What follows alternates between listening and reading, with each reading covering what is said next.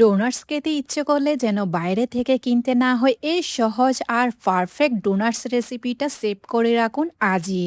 যখন এই ডোনাট খেতে মন চাইবে, এই রেসিপি দেখে ঘরে বানিয়ে নিতে পারবেন একদম সফট, ফ্লাফি আর ডিলিশিয়াস ডোনাটস। আসসালামু আলাইকুম এভরিওয়ান, ওয়েলকাম টু মেহেনেউস মমস কিচেন।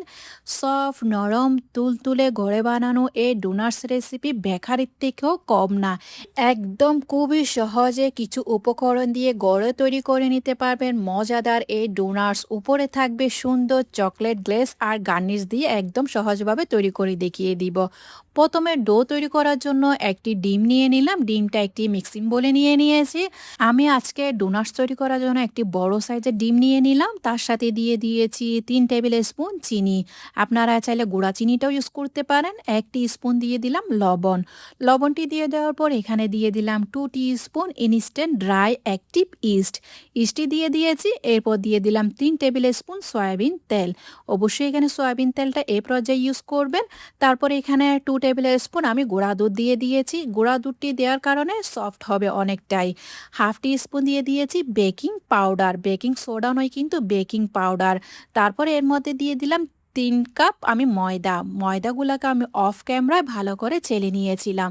চেলে তারপর ইউজ করতে হবে। এরপর 3 কাপ ময়দা, আর যেহেতু আমি এখানে একটি বড় সাইজের ডিম ইউজ করেছি, তার জন্য এখানে 1 কাপ আরও 2 টেবিল স্পুন কুসুম গরম দুধ ইউজ করতে হবে। দুধটাকে হালকা কুসুম গরম করে নেওয়ার পর তারপর দিয়ে দিবেন। এরপর আমি আজকে ডোটা তৈরি করব। আমি বিটার মেশিনে যে হুকটা রয়েছে ডো তৈরি করার হুক, ওই হুকটা দিয়ে সুন্দর করে সফট ডো তৈরি করে নিয়েছি। আপনারা চাইলে হাত দিয়েও করে নিতে পারেন। ময়দার সাথে সবগুলা লিকুইড মিশ্রণ যখন একসাথে মিশে গিয়েছে, তখন এখানে আমি দিয়ে দিলাম 2 টেবিল স্পুন সফট বাটার। অবশ্যই এখানে বাটারটা এই পর্যায়ে ইউজ করবেন।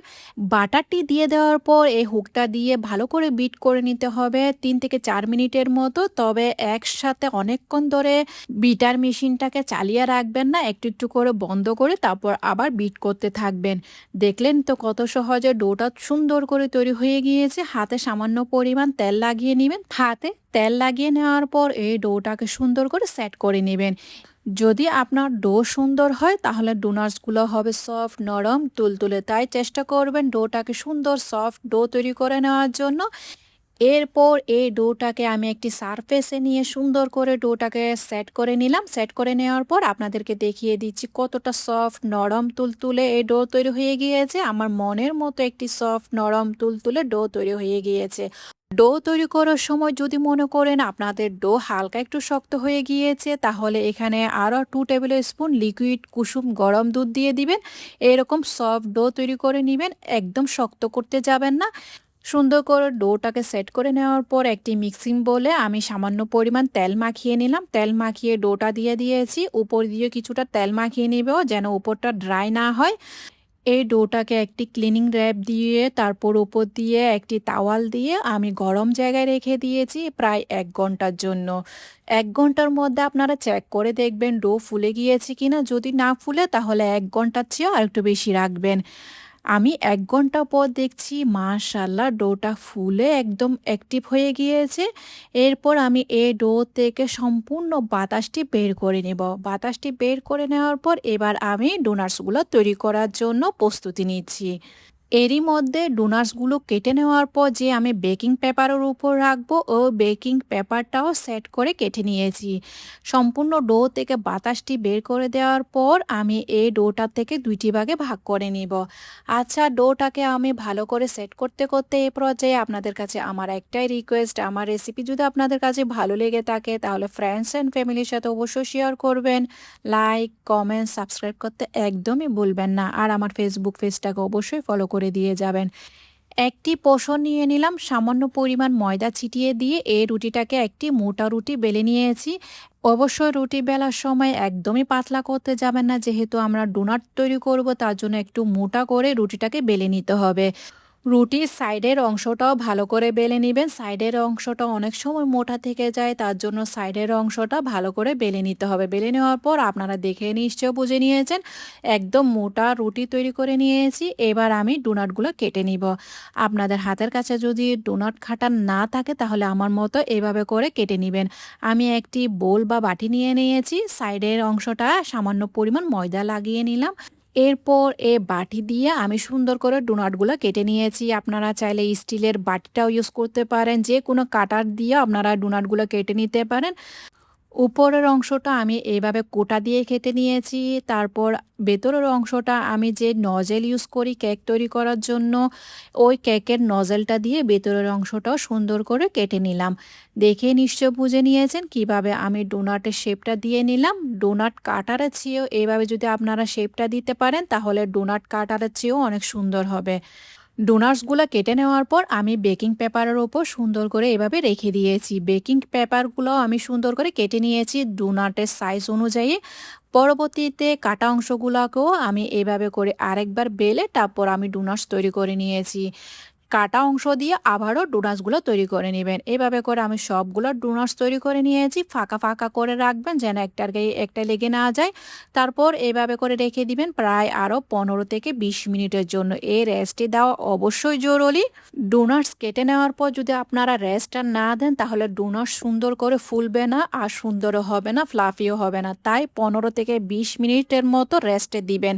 রেস্টে দেওয়ার পর আপনাদেরকে ভাজার সিস্টেমটাও দেখিয়ে দিচ্ছি। যে পাত্রে আপনারা ভাজবেন, চুলা জ্বালিয়ে দিবেন, তেল কিন্তু গরম হতে দিবেন না। এই পর্যায়ে আপনারা ডোনাটসগুলো ছেড়ে দিবেন তেলের মধ্যে। এরপর চুলার আঁচ কিন্তু একদম লো করে দিবেন। কোনো প্রকারে মিডিয়াম টু হাইতে রাখবেন না চুলার আঁচ। একদম লো অবস্থায় ধিমি আছে ধৈর্য সহকারে সময় নিয়ে এই ডোনাটসগুলোকে ভেজে নিতে হবে। আপনারা দেখে নিশ্চয়ই বুঝে নিয়েছেন তেলের টেম্পারেচারটা কেমনই রাখতে হবে। একদম লো রাখবেন। লো করে দিয়ে ডোনাটসগুলোকে সুন্দর করে তেল থেকে ভেজে উঠিয়ে নেবেন। এক পাশে যখন সুন্দর একটি কালার চলে আসবে তখন এই ডোনাটসগুলোকে সুন্দর করে আস্তে করে উল্টে দিবেন। উল্টে দেওয়ার পর অপর পাশটাকেও সুন্দর করে কালারটি নিয়ে আসবেন। কোনো প্রকারে চুলার আঁচ হাই করে দিয়ে কালার আনতে যাবেন না, একদম লো আছে ডোনাটসগুলোকে সুন্দর একটি কালার আসা পর্যন্ত অপেক্ষা করবেন। যখনই দেখবেন ডোনাটসগুলো সুন্দর একটি কালার চলে এসেছে আপনারা ডোনাটসগুলোকে উঠিয়ে একটি স্ট্যান্ডারে রেখে দিবেন সম্পূর্ণ তেলটি ঝরে যাওয়ার জন্য। পরবর্তীতে আপনারা যখন তেলের মধ্যে ডোনাটসগুলো ছাড়তে যাবেন এই পর্যায়ে কিন্তু চুলার আঁচ বন্ধ করে দিবেন, চুলা টোটালি বন্ধ করে দিবেন। বন্ধ করে দেওয়ার পর তেলটিকে হালকা একটু ঠান্ডার মধ্যে নিয়ে আসবেন। হালকা একটু যখন তেল ঠান্ডা হয়ে আসবে তখন ডোনাটসগুলো দিয়ে দিবেন। একদম গরম তেলে ছাড়তে যাবেন না, আমি আবারও বলছি। ডোনাটসগুলোকে আমি স্ট্যানারে নিয়ে সম্পূর্ণ ঠান্ডা করে নিয়েছি। ঠান্ডা করে নেওয়ার পর এবার কোটিং করে নিব চকলেটের মধ্যে। আমরা তো সবাই জানি কিভাবে চকলেট মেল্ট করে নিতে হয় বা কিভাবে চকলেট গানাশটি তৈরি করে নিতে হয়। আজকে ভিডিওটা অনেক লম্বা হয়ে যাচ্ছে, তার জন্য আমি এই স্টেপটা দেখাতে পারলাম না। আপনাদের সুবিধার জন্য আপনারা বোর হয়ে যাবেন তার জন্য। আমি যেহেতু আজকে কিছু চকলেট গানাশের ডিপ করে নেব তাই কিছুটা ডোনাটস আমি চকলেটের মধ্যে কোট করে নিয়েছি। কোট করে একটি স্ট্যান্ডারের উপর রেখে দিয়েছি। এরপর কিছুটা ডোনাটস আমি আইসিং সুগারে কোট করব। তার জন্য এখানে আমি 1 কাপের মতো আইসিং সুগার বা আইসিং পাউডার নিয়ে নিয়েছি, চিনি গুঁড়া যেটাকে বলে। আইসিং সুগারের সাথে সামান্য পরিমাণ 2 টেবিল স্পুনের মতো লিকুইড দুধ মিশিয়ে নিলাম। লিকুইড দুধ একসাথে বেশি পরিমাণে দিতে যাবেন না, 1 চামচের মতো দিবেন বা 1 টেবিল স্পুনের মতো দিবেন। যদি প্রয়োজন হয় আরও 1 টেবিল স্পুন দিয়ে দিবেন। এইভাবে করে আইসিং সুগারটা বা আইসিংয়ের গ্লেসটা তৈরি করে নেবেন।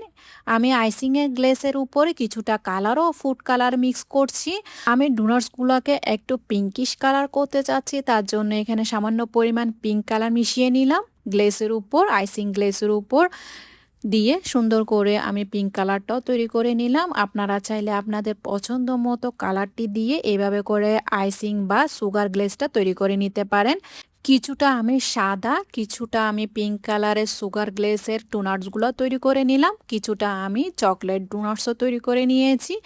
মেল্টেড চকলেট থেকে ডোনাটসগুলো কোটিং করার সাথে সাথে উপরে কিছুটা আমি পছন্দ অনুযায়ী টপিং দিয়ে দিলাম। সুগার গ্লেস থেকে উঠিয়ে নেওয়ার সাথে সাথে উপরে আমি কিছুটা টপিং দিয়ে সাজিয়ে নিয়েছি।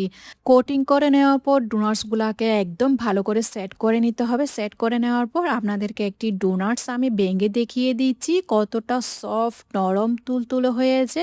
কি আর বেকারি থেকে ডোনাটস কিনবেন, আপনারা ঘরে বসেই এই ডোনাটসটি উপভোগ করতে পারবেন একদম বেকারি স্টাইলের। মাশাআল্লাহ, ডোনাটসগুলো দেখতে যেমন সুন্দর হয়েছে খেতে হয়েছে একদম অসাধারণ। আমার ইচ্ছে করছে এই ডোনাটসগুলোকে আমি সাজিয়ে রাখি, এতটাই সুন্দর হয়েছে। এই ডোনাটস একবার বানালে বারবার খেতে ইচ্ছে করবে, তাই রেসিপিটা অবশ্যই সেভ করে রাখবেন আপনার বাচ্চাদের জন্য। অবশ্যই একবার হলেও তৈরি করে খাওয়াবেন আপনার বাচ্চাদেরকে, বড়রাও অনেক পছন্দ করবে। আজকে তাহলে এ পর্যন্ত, দেখা হচ্ছে নতুন আরেকটি রেসিপি নিয়ে। সে পর্যন্ত ভালো থাকবেন, সুস্থ থাকবেন, আমার জন্য দোয়া করবেন।